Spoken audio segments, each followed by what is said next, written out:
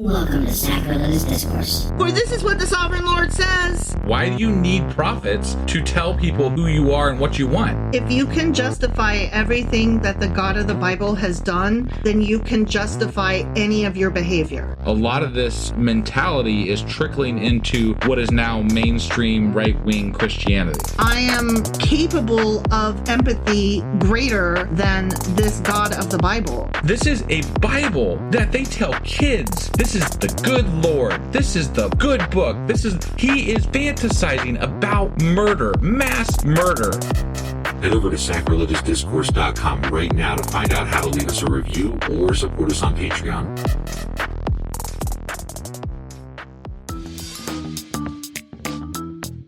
Hey there, sinners and saints. It's your favorite Bible-bashing duo from Sacrilegious Discourse, and we need your help. That's right, folks. We're raising funds for some heavenly equipment and a studio that doesn't sound like it's in the depths of hell. Our current setup, let's just say it's more apocalypse than audiophile. So if you want to hear us dissect the Bible without the background noise of demonic squirrels, chip in a few bucks. We're aiming for $5,000 to upgrade our audio and build a studio worthy of blasphemous banter.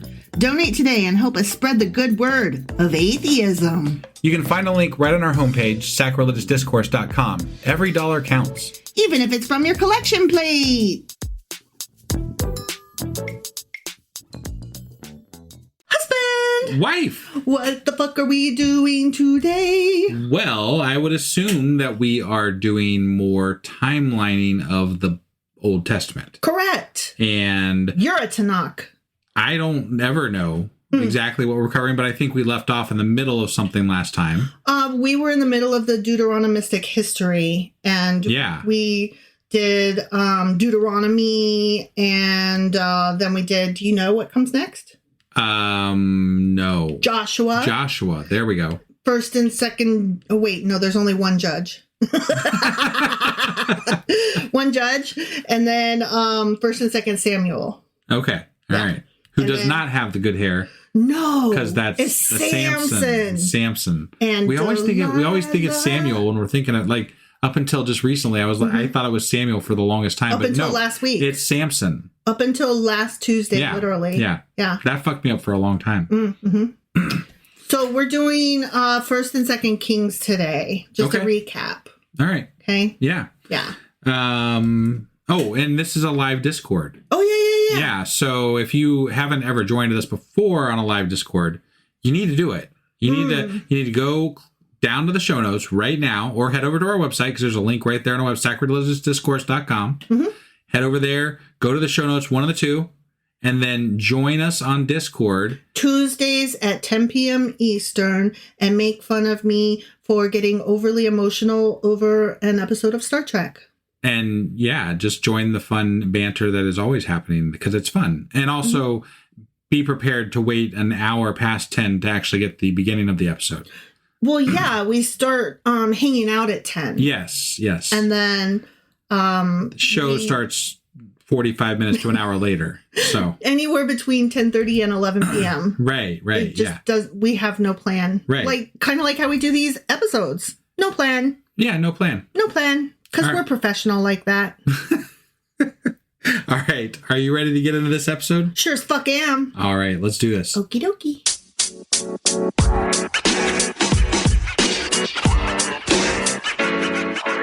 All right. We are wrapping up the Deuteronomistic history by jumping into First and Second Kings. Okay? Okay. And do you have an idea of when First Kings took place? Like when it's supposed to have occurred? Where the stories are in time? I don't know exactly. Okay. If I had to guess, I would say from like about 1000 BCE to 300 or 400. I'm sorry, no. 600 or 700. I mean, that's a large, like 400-year swath of history, but you're kind of right, because it is supposed to have occurred in the 10th and 9th centuries BCE. Oh, okay. So I was around about ish. Correct-ish. You were. Okay. You were, kind of. I mean, you had the right idea. You were in the right neighborhood. Yeah. Which that impresses me, honestly. First Kings took place in Jerusalem, in Solomon's court during the temple construction. Yeah. And then it also took place in Samaria, which was the capital of the northern kingdom built by Omri. Okay. Which All right. I love that name. And I forgot that it's a Bible name. And the only Omri I've ever heard is the main character, little boy in The Indian in the Cupboard. I would have not come up. I mean, I did read that when I was younger, but I would not have come up with that name from the book. I couldn't. I barely remember anything about that. Yeah. It's outdated in its use of terminology, but it's a great story overall. Yeah. But the main character's name is Omri, which, knowing now that name came from the Bible, kind of makes me want to go back and reread it from that perspective. Dan and Bethel is another place where First Kings takes place. It's with the northern worship centers that were created by Jeroboam. Okay. And in Phoenicia, we've got Elijah versus Ahab via the Jezebel ties. Okay. And then Mount Carmel for Elijah's confrontation. All right. Like, is any of this ringing a bell? I mean, some. Yeah, I know. Same for me. Like, maybe. Right. This is the time frame when the kingdom super splits. So we've got Judah in the south, and that leads to Jerusalem. We've got Israel in the north, which is Shechem, then Tirzah, and then Samaria. Right. And they had a giant cow, if I recall correctly, at some point. I don't know when that came about. Yeah. But there was a giant calf, like, statue in their land. Hearkening back. Right. Yeah. But Because don't. they definitely did reference that at some point. Yeah, they did. They did. The main players in First Kings, we've got quite a few here because it covers a large swath of history. Yeah. You know? We've got Solomon. He was the wisest king of Israel, whose wealth and wives ultimately lead him astray. The ultimate wise guy. You're stupid.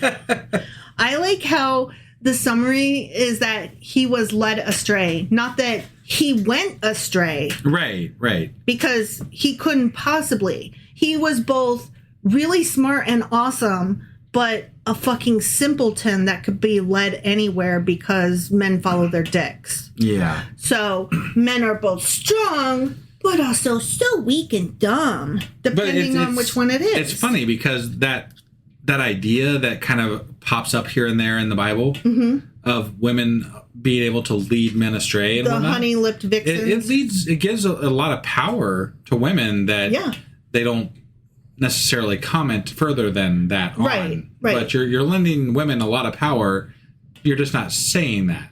Well, it's also like men having it both ways. They get to both be the hero and the victim all at once. Yeah. Depending on which one's more convenient. No. They're either the strongest or they're just simple children. They're definitely scapegoats. But I mean, if you're going to say it, then you either have, you know what I'm saying? Like, you can read into it like, well, those women are pretty strong, women must right? Be, wow, they must be so magical because they could just wink at you and your dick just starts moving of its own accord across the room and you just follow your dick. Right. You know, Yeah. like, wow, that's some magic right there. Right. I just feel like that's part of how misogyny hurts men because it makes men out to be these dum-dums that can't think. Right. Like, really? That's how you want to be perceived, right? Some men actually do want to be perceived that way. Because you'll hear men talk about how, well, I just, she was too beautiful. I couldn't do any, blah, blah. I couldn't help myself. Yeah, like, it's this weird talk, like they themselves grant women this extraordinary power over them that is an excuse for how they're acting. Right. You know what I mean? Like, because they've been given permission by society. Right. And by through their church even, like through the Bible. Yeah. So, I mean, it's a built-in excuse that sadly has been propagated for millennia. Like, I just always want to look at men who use that excuse and be like, wow, you're pretty weak and stupid. Right. Like, yeah. It's kind of like in a lot of 80s movies where, oh, let's distract the guard. I know, we'll send in the hot chick and all she has to do is act sexy, show a little titty and wink at him and he'll totally just like, let her in because she's hot and sexy. Right. And I'm like, are men really that stupid and easily duped by hot girl with tits? Like, I mean, are they? Are men probably really? most, yeah. Really? Yeah. That makes me sad for men in general and humans across the planet specifically. If that's true. If that is true, then it's no wonder. It's amazing that we have gotten to the moon, and it's no wonder that we are dooming the planet. That's why the women in science have pocket protectors and not low-cut, clothing so that the guys can still do their work. Oh, yeah. Okay. And they don't wear short skirts. They wear their lab coats covering their sexy bodies. Right. We don't want to distract the men. Exactly. By showing shoulders and ankles. Yeah. Jesus Christ. Okay, so another main player. I could go on this topic forever, just so you know. Let's not. I'm not going to. I'm so annoyed with men right now. Okay, so another player in First Kings is Rehoboam. And I really liked that name. Like, I remember liking that name. It's fun to say. Say it. Rehoboam. Yeah. It's like so bouncy. That was Solomon's son whose harsh rule caused the kingdom to split. Yeah, he was not great. And then there was Shemaiah, and he was the prophet who stopped Rehoboam from attacking the northern kingdom. And I don't remember that guy at all. I don't either. Yeah. Okay, then we had Jeroboam. I remember that guy. Me too. Yeah. He was the first king of the northern kingdom who set up alternative worship sites.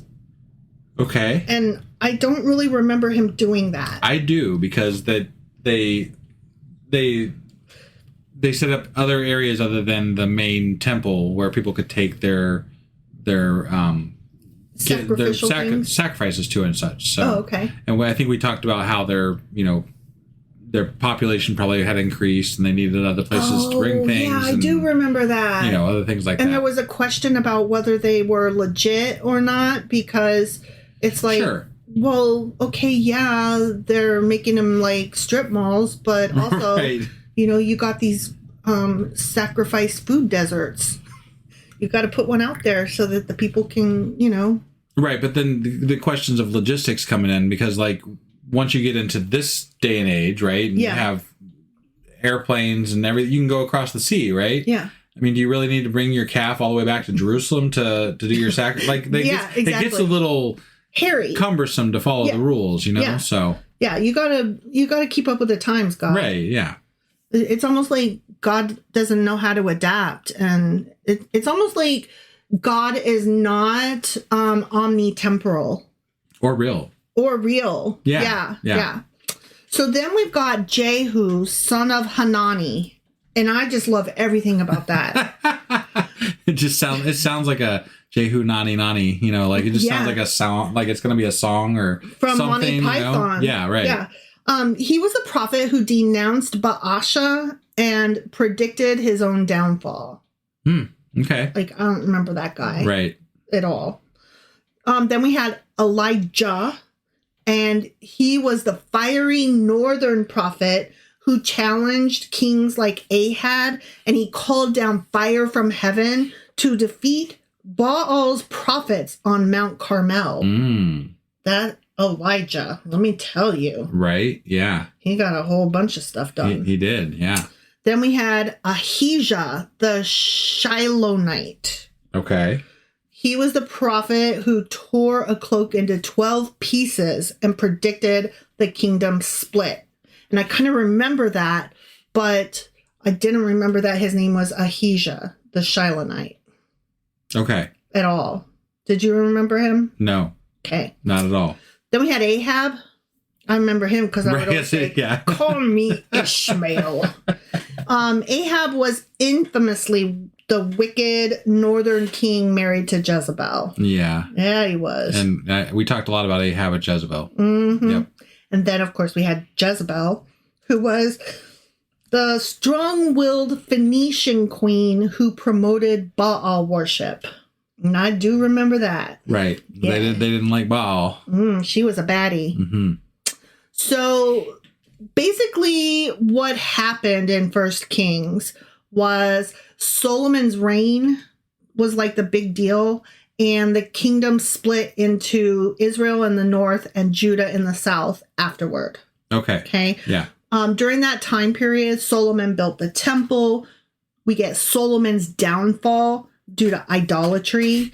We get the kingdom dividing. We get the rise of the prophets, especially Elijah. And we get Ahab versus Elijah. Got it. Okay. Yeah. Authorship of First Kings is attributed to Deuteronomistic historians using royal annals, prophetic stories, and archival materials. Okay. Solomon is portrayed as wise, but corrupted by wealth and foreign marriages. Because, again, men aren't responsible for their own brains. Right. They don't have good brains. Yeah. They're big dum-dum heads. Right. Elijah's showdown on Mount Carmel is a major highlight in First Kings. Like, it's a huge event. Got it. Okay? So that was First Kings. Okay? Yeah. So then we got Second Kings.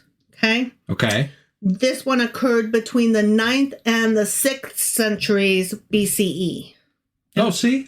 Yeah. I got the whole time frame. You had the whole time frame. You basically said from the beginning to the end. So yeah, you covered the whole thing. Right. You're smart. It ended with the Babylonian exile in like 587 to 586 BCE. Okay. Got it. Yeah. So that's a large swath of time that Second Kings is meant to have covered.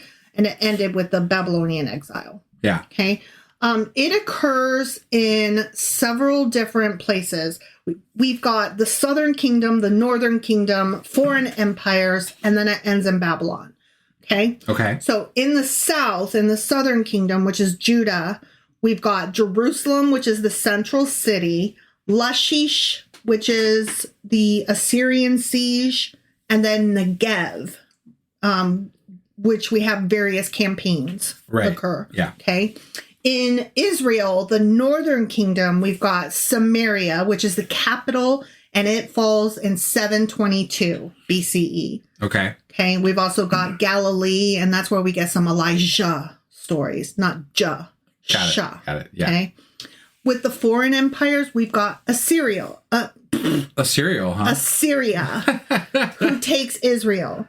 Then we've got Babylon, who takes Judah. Okay. Okay. Yep. And again, this book ends in Babylon, where King Joaquin.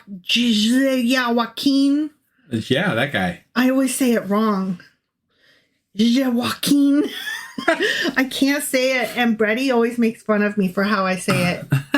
So, I just have it wrong. Anyway, that king guy, he's released from prison. Okay. Got it. Yeah. So here are some of the major players in Second Kings, and more than that, here are where the minor prophets live, like people who have their own book in the minor prophets, like later on in the Bible, later on in the Old Testament. I brought them here, okay, to show, no, this is where they belong. Got it. Not in a separate book, like several books later. Because we're timelining. We're timelining chronologically, okay? So we've got Elisha, which was Elijah's successor. And he was known for miracles, healings, and political interventions and miracle working. And he was that prophet. Okay. And I remember him. So that's cool. He's a big character. Yeah. So we've got Micaiah, the son of Imla.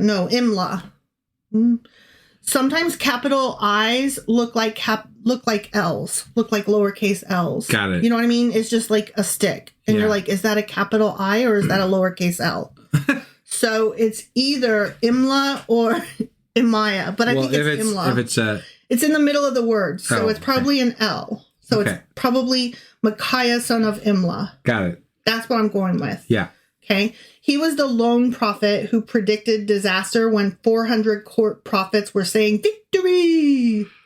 Got it. I do remember that, actually. I don't remember him at all. So there's so much of this I don't remember that I feel like, God, did we even read the Bible? What were we doing all this time? A lot of it was a long time ago at this point. And I don't retain shit. So, I mean, really, honestly, it's surprising anytime I do remember something. Right. That's the way we should be talking about this. Not... What did wife remember? Yeah. That we should have a whole other, series. I mean, you could just be taking notes at home because I'm not starting over again. All right. So we've got Jonah, son of Amittai. Okay. And Jonah, he's later on, right? Like, he's later on in the Bible.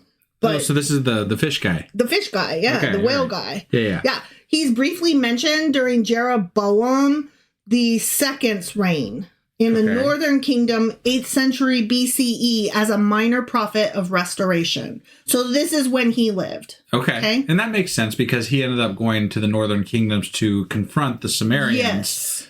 When he was doing his preaching. He didn't do it happily. Right. I remember his story. Yeah. But that makes sense because he did confront the northern kingdom. So yeah. Right. Yep. So then we've got Hezekiah. He was the righteous king of Judah who resisted Assyria, and he reformed worship for a little bit. Okay. Then we've got Nahum.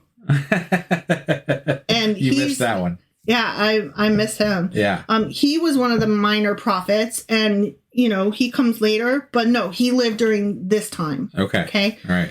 He was a minor prophet under King Josiah, who celebrated the downfall of Assyria, Judah's longtime oppressor. Okay. He prophesied the fall of Nineveh, which happened in 612 BCE. Around the same time, 2 Kings is describing Josiah's reforms. Okay. All right. So he would have been living during this time period. Got it. Okay. Then we've got Josiah. He was the reforming king who restored the law and renewed covenant worship. Okay. Then we've got Zephaniah, and he's one of the minor prophets who, was later in the Bible. Yeah. But he lived during this time period. Okay.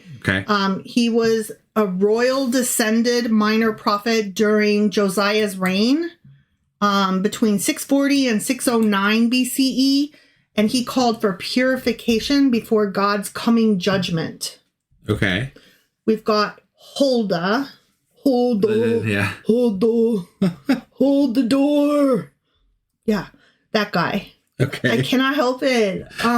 If you saw Game of Thrones, Right. Yeah. And you cried, and you were also like, oh, that's why he's called that. Right. Yeah. That was a good episode. It was.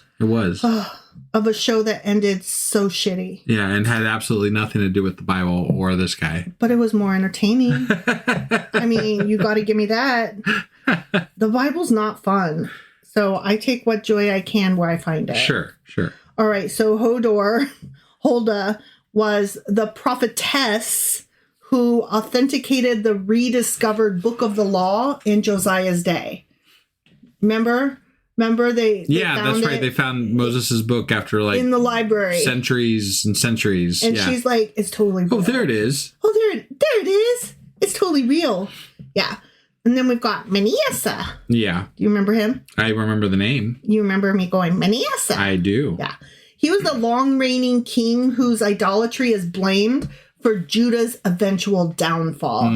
Yeah. Because when you are not praying to Yahweh, he gonna get you. I feel like there were so many downfalls of Israel that I kind of lost track of which ones mattered the most and who was responsible for them, because ultimately it was whoever was these things happened. Whoever was the king at the time. And honestly, if you're blaming the entire thing on one guy, then it's kind of like, are you telling me God punished an entire people because one guy fucked up? And we talked about that at the time, that's too. Just not okay either. Yeah. That's if you're going to blame it on anybody, you'd want to blame it on everybody. Yeah. Because that makes more sense. Not that anything made sense that we were reading. No. But, to say that it was his fault, That's giving him way more credit than I think is due. God? Or no, this king? guy is king. The king. Yeah, like I just, if God is punishing all the people for one person's choices, then there's like a whole other set of problems that we need to address beyond, the fact that he's already a dick. We did talk about that at the time, though. No, Multiple I know. times we talked about that. I know. All right, so then we've also got Nebuchadnezzar, which is the name of the Morpheus's ship in the Matrix. Yes, I it mean, is. Look. When I first saw the Matrix, that was the first time that I had ever heard of Nebuchadnezzar. Right. Nebuchadnezzar is a Babylonian king, right? That's right. Yeah. He is the Babylonian king who conquered Judah and destroyed Jerusalem. Right. Good on you. Yeah. I just only remembered the name, not anything about him or what he did. So good on you. There's the name that I can't say, Joaquin. Okay. Joaquin. I'm sorry, Brady. This guy was the king of Judah who was taken into Babylonian captivity and later shown a small mercy. That's right. Oh, that's right. He was the one that kind of like, I feel like he was the one that came back eventually too, or like fought for their release or whatever, and he kind of made his way into the good graces of the Babylonians and like got them some wins, sort of. I feel like that sounds right. Yeah. I could be wrong about that, but I feel like that's part of it. So sure, I'll let you have it. Yeah. All right, we've got Amos, and he shows up later, but he's in this book. Got it. He lived during this time. Okay. Okay. He's a minor shepherd prophet under Jeroboam II of Israel and Uzziah of Judah. And this was in the 760s BCE. Okay. And he's the guy who warned Israel that social injustice would bring Assyrian destruction. Wait, I feel like we just jumped around because you were talking about Nebuchadnezzar, which is in like the 500s, but then you backed up to the 760s. Correct. These are out of order. Oh, okay. I thought we were timelining. Yeah, but they're all during this time period. So I just have a list of them. I didn't put the list with in possible order. 200-year swings. Yeah, Okay. definitely. All right. But it's all in this book. Okay.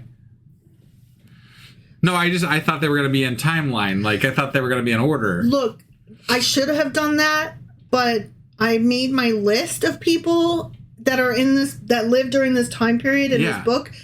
And then I only just now, as we're recording this, realized that I should have taken that further step. But I didn't. I thought the whole point of this was to, like, linearly go through how these all laid out. So yes, but this is my people list during this time period. No, I get it. They're all in this general 400-year time frame. 200. I mean, we went from the 1100s to like the 400s, but 600s. We're in a 200-year time period. Yeah, right no, now. I got it. Yeah, yeah. It's my list of people somewhere. I mean, we celebrate things somewhere within the 200-year time frame. So that's fine. Yeah. Yeah. This guy was around during these couple of centuries at some point. You could just go ahead and say, I fucked this up and I did a lousy job and I did not get this right. Go ahead, say it. No, I'm good. You just said it. Okay. So we're fine. Okay, so I won't hear anything else about it? Nothing else about it. Yeah. Okay. So the next guy, not necessarily chronologically, because my list was more just listing them all in here. Right. In no particular order. Yeah. Which was silly. It was silly. Right.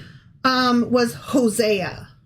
And he was a minor prophet who shows up later in the Bible, but he's lived during this time period. Which time period is that again? Fuck off. I'm sorry. I'm serious. I'm trying to figure out which time period. This time period. The First Kings. Which is a 200-year swing? It's the 9th to the 6th centuries. So probably like 700-ish. Okay, so we don't have an actual time frame, though. I'll get there in a minute. Hang on. Okay. Oh, yeah, see? Yeah. Listen. He was a minor prophet who lived under several kings.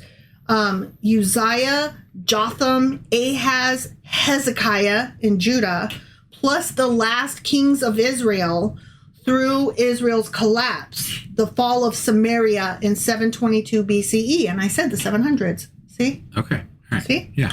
His broken marriage symbolized Israel's unfaithfulness. Do you remember that? Yes. He's like, my wife is a whore. My wife is a whore. Right. Yeah. Yeah. Before the fall of the northern kingdom. Right. I remember him now. Yeah. He was gross. Okay. Then we have Micah, who's also the 700s. Okay. He was a rural minor prophet. Remember, he gets his own book later, but he lived during this time period. Okay. He's a rural, sixth, rural. I have such a hard time. I can't say things. You say it. Rural. Fuck you. A rural Sixth minor prophet under kings Jotham, Ahaz, and Hezekiah between 740 and 700 BCE, who warned Jerusalem would fall if injustice continued. Okay? Got it. He's Yeah. like, don't keep on. Right. Nobody listened. No keeping Poor on, Micah. keeping on. Then we've got Habakkuk. Habakkuk. Okay. And Hold on. You missed part of that whole thing. Habakkuk. Cuckoo-ca-choo. There you go. Habakkuk-ca-choo. Yeah. You're right. I did. Yeah. How could I forget that? I don't know. That makes me sad. Maybe I'm going crazy. What? So Habakkuk-ca-choo was a minor prophet who questioned why God used Babylon as an instrument of judgment just before Babylon conquered Judah in late 7th to early 6th century BCE. He prophesied at the moment the Deuteronomistic history narrative reaches its climax, which is the Babylonian threat. Got it. Okay? Right. So he's like one of the last prophets of Sure. that time period. And then I have like a asterisk here for maybe Obadiah. Remember him? Like we have no idea. He might have been during this time period. Oh. Got it. If his prophecy stuff is dated early, his prophecy may have come during or just after the fall of Jerusalem in 2 Kings chapter 25, but many date him slightly after that, so he may have come later. Okay. He might have lived during this time period. Who fucking knows? Okay. Okay? Yeah. So, 2 Kings continues the divided kingdom story, showing the decline of Israel and Judah due to idolatry and justice, and ends in both kingdoms falling. Yeah. You know, united we stand. What is that? Like Divided we fall? Divided. That's the word I was looking for. Yeah. And that's exactly what happened to them because they were dumb. I mean, yeah. They couldn't get their shit together, and they had shitty kings, and they got conquered. I mean, I think this goes for any group of people, any time ever. People seek power, and they aren't always great. Yeah. And sometimes that causes places to fall apart. Yeah. And it did. Yeah. And things like that still happen. No, even true. to this day. True. So. To this day. We've got the ministry of Elijah, the fall of the northern kingdom, which is Israel, to Assyria in 722 BCE. We get the reforms of Hezekiah, the reforms of Josiah, and the fall of Jerusalem to Babylon in 586 BCE. Right. Authorship of this book is generally attributed to Deuteronomistic historians writing after or during the exile. Okay. So that's when they stapled this shit together. Got it. It ends on a small, hopeful note because that guy whose name I can't say, you say it. What? Joaquin. Joaquin? Brady said it's not Joaquin. It's not. Well, okay. So I don't know how to say it if it's not Joaquin. Joaquin. Joaquin? I don't know. Joaquin. I'm just guessing. Yeah. Anyway, he is released from prison in Babylon. So we're supposed to be like, oh, that's a good way to end that book. Yeah. Okay. Yeah. It shows the Deuteronomistic theme, which is covenant loyalty equals survival and idolatry equals disaster. Yeah. And that's what you're supposed to learn from the whole Bible, really, but particularly 2 Kings. I suppose. I think what I learned is that some kings sucked and they lost power and then they lost battles and then they got conquered. Mm-hmm. And that sucked for some people. That's what I learned. Yeah. Yeah. You know, like there's story, like I don't really read in the God stuff. I'm just like, I hear the politics behind it generally. Yeah. And then the God stuff is always like, whoa, that's you interpreted you that really believe history. that's why. Okay, that's weird. Yeah. You know, like it doesn't. Or that's culturally convenient for you. Yeah. Yeah. I mean, like it almost feels like God is usually like almost an afterthought in their stories. Right. Because they plug him in post whatever happened. A right? plug and play God. Yeah. Well, it's the God gosh. to justify or explain what had happened or what was about to happen or whatever. Like this God was their way of saying this is why terrible or wonderful things happen. Right. And so it just gets inserted when they can't explain why things are so terrible or so great. You know, like it's just a tool. They just use God as a tool. Oh my gosh, that's hilarious, actually. Yeah. That should be a shirt. God is a tool. Yeah. Yeah, I think that should actually. I mean, I like that. It's pretty on the nose. It is. It is. You're on the nose. Was that all we had for this episode? Yes, it was. Okay. So we have completed the Deuteronomistic history reconstruction. Yeah, and those guys, they existed in a 200-year span. Fuck off. You said you weren't going to say anything else. I'm sorry, that's it. I'm done now. You said. So are we. So. In more ways than one, buddy. All right. That's all we got for today, I believe. Mm-hmm. And we do this section, the live one, once a week, Tuesdays, 10 p.m. Eastern. You know where to find it. Link in the show notes, our website. Go there, do the thing, join us, and we will see you next time. Bye.